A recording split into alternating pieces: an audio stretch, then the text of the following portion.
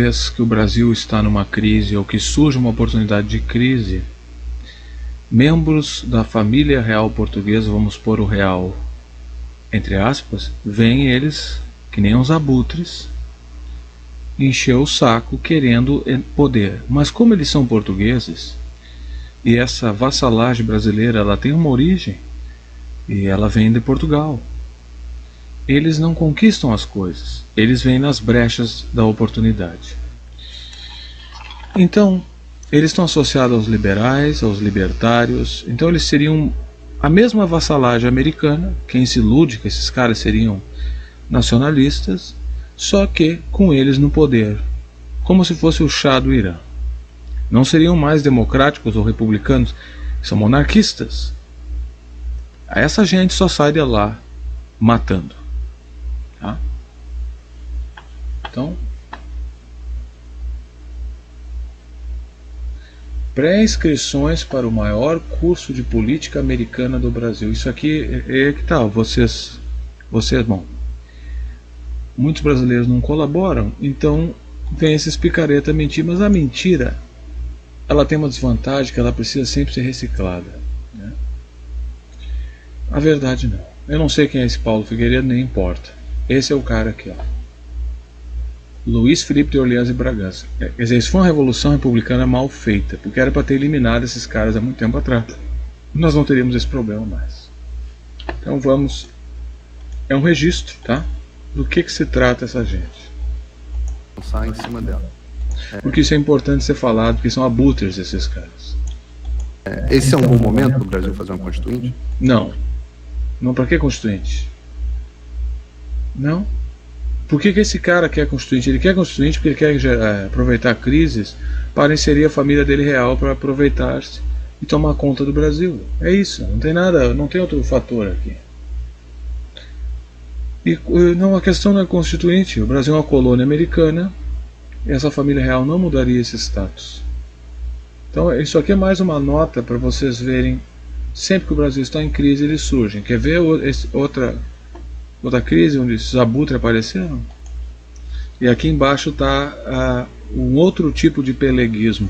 Tu nota que o Brasil, a população, tu tem camadas da população brasileira que vagam por diferentes formas de peleguismo.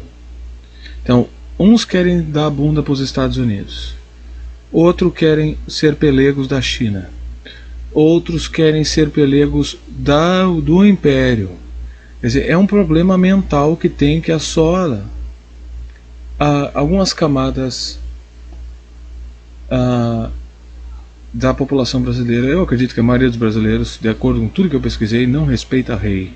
E é por isso que eles não se assanham muito. Eles têm medo. Tá? Impropriamente chamado pela imprensa, pelo fato de papai ter tido. Papai. O cara fala papai. Um homem velho desse fala de papai e mamãe. É um fresco de merda, né? Com uns anos, um sítio em Vassouras, a imprensa inventou dizer que é um grupo de Vassouras. Hoje em dia deve ser um grupo de São Paulo. Meu irmão mora em São Paulo, como eu. Então seria um grupo De São Paulo. de São Paulo.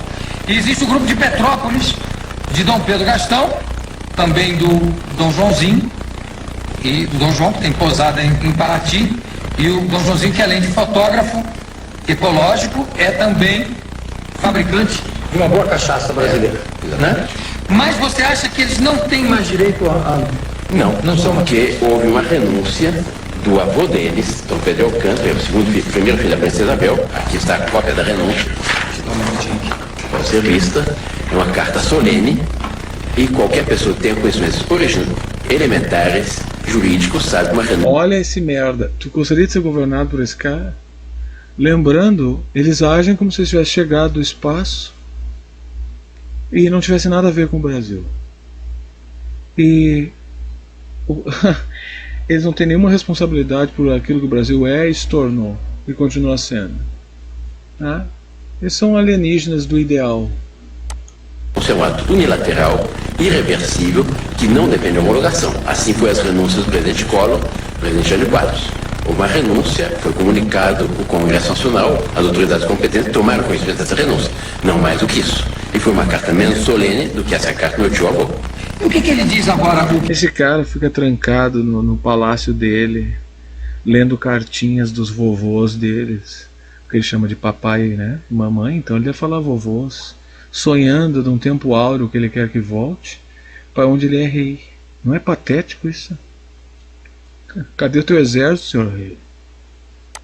O que dizem os herdeiros Dessa vez os templários não vão te ajudar. dessa renúncia? Essa renúncia só valia para ele, não vale para o Chile? Não, ele dizia que a renúncia não foi aprovada pelo Congresso. Ora, uma renúncia é um ato unilateral. Se uma renúncia dependesse de uma aprovação, isso importaria em afirmar que a pessoa não é livre de dispor de si mesma. Por isso, juridicamente, uma renúncia é um ato unilateral, irreversível, que independe de aprovação. Doutor Bertrand, eu, de certa forma, já ajudei a manutenção da monarquia no Brasil, porque eu tenho casa em Petrópolis. Então já tive que pagar o laudêmio de 2,5%. É isso aí. Porque o laudêmio, vocês sustentam esses vagabundos para não fazerem nada. Aí eles reclamam da república parasita, esses hipócritas, mas esses caras nem no poder estão e tu paga por isso. Quer ver o que é o laudêmio? Laudêmio é um tipo de enfeteuse no qual é cobrado um percentual sobre o valor venal ou da transação do imóvel a ser pago quando ocorre uma transação onerosa com o escritor definitivo dos direitos de ocupação ou aforamento de terrenos, segundo o dicionário Roaças. Laudêmio, compensação devida ao senhorio direto por não usar o direito de preferência quando em enfiteuta aliena onerosamente o imóvel foreiro. Coitado de um cara pobre que vende cachorro quente, vai entender o que está escrito aqui. Terrenos da família imperial. Laudêmio de Petrópolis, que é o que o Jô está falando. Ó. Em 1822, o então príncipe Dom Pedro, em viagem à Vila Rica, Minas Gerais, em busca de apoio ao movimento da independência do Brasil, que foi meio farsesco, né?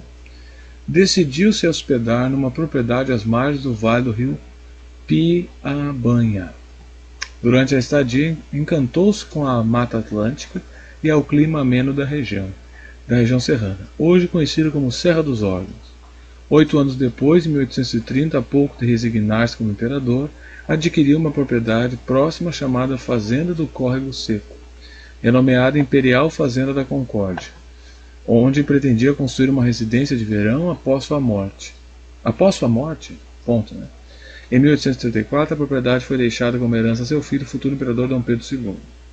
Em março de 1843, hoje vai fazer quase 200 anos, Dom Pedro II assinou um decreto que aprovou, dentro dos limites da propriedade, a construção da residência e o arrendamento nos arredores, no intuito de iniciar um povoamento planificado, eventualmente vindo a se tornar, por outro decreto da década seguinte, município de Petrópolis. Assim, desde antes da própria criação da cidade, toda a região povoada pertencia à família imperial e seguia os conformes de uma enfeteuse, instituto presente no Brasil desde os tempos coloniais, e substitutivo ao aforamento português após a independência, que eles trocaram de nome e continuou a merda. Por direito em vigor até hoje, qualquer transação imobiliária no chamado primeiro distrito de Petrópolis acrescenta uma contraprestação à família imperial Laudêmio. Então esse velho desgraçado, tá? Esse velho desgraçado, você é uma retardada, imperialista, imbecilóide, ó. Esse velho desgraçado é como se fosse o dólar. Por que a Rússia consegue... Por que os Estados Unidos sancionam a Rússia? Porque eles são donos da commodity do dólar. Então é como se a família imperial, por uma razão que não se sabe porquê, tivesse direito sobre propriedade de uma terra que eles não são mais dono. Tá? Então o Jô paga para eles. Eles são donos da terra e todos que lá habitam pagam para eles. Por quê? Não sei. Era só ter matado esses caras que esse problema tenha sido terminado. Teria sido terminado. Fixado atualmente em 2,% da operação, que é o que o Jô diz. Todavia, desde a década de 1940, após acordo familiar, somente descendentes do ramo de Petrópolis passaram a carregar esse direito. Diminuíram um pouquinho. Mediante a companhia imobiliária de Petrópolis, enquanto os membros do ramo de Vassoura já não recebem alguma quantia alguma. Fora foro e taxa de ocupação, os terrenos da União são submetidos além de laudêmio, a cobrança de foro, taxa anualizada correspondente a 0,6% do valor do imóvel e de taxa de ocupação que pode ser de 2% ou 5%, e é cobrada do proprietário que ainda não firmou um contrato de aforramento com a União. Os possuidores de imóveis localizados em áreas de marinha dividem-se em dois tipos. Ocupantes, têm apenas direito de ocupação e são maioria. Quer dizer que todo aquele pessoal lá de Petrópolis que foi soterrado lá, tu não acha que existe a possibilidade daquele deslizamento ter sido forjado para expulsar aquelas pessoas de lá? Tem que investigar. Tem apenas direito de ocupação, quer dizer, tu não é dono. Isso aqui é o que tem ainda nos Estados Unidos algumas coisas. Landlord. Tu não é dono da terra, tem direito de ocupação. É a China. É a China. E são a maioria. E os foreiros, os que têm contratos de foro, possuem mais direitos que o ocupante, pois tem também o domínio útil. Estão incluídos nessas categorias os moradores da Baixada Santista e demais cidades brasileiras. Conforme o decreto-lei, são terrenos de marinha em uma profundidade de 33 metros. Isso aí eles definem por eles mesmos. Medidos horizontalmente para a parte da terra, na posição da linha da Premiar Média de 1831. Artigo A, os situados no continente, na costa marítima e nas margens dos rios e lagoas, até onde se faz sentir a influência dos mares. Os que contornam as ilhas situadas em zonas onde se faz sentir a influência dos mares. Então, esse vagabundo que não faz nada, que além de ajudar a criar essa merda do jeito que está, ele ganha 2,5, que é o que o Jô está falando aqui. Ó. Renúncia do presidente Collor, presidente Jânio Quadros. Houve uma renúncia, foi comunicado o Congresso Nacional, as autoridades competentes tomaram conhecimento dessa renúncia. Não mais do que isso. E foi uma carta menos solene do que essa carta do meu tio avô.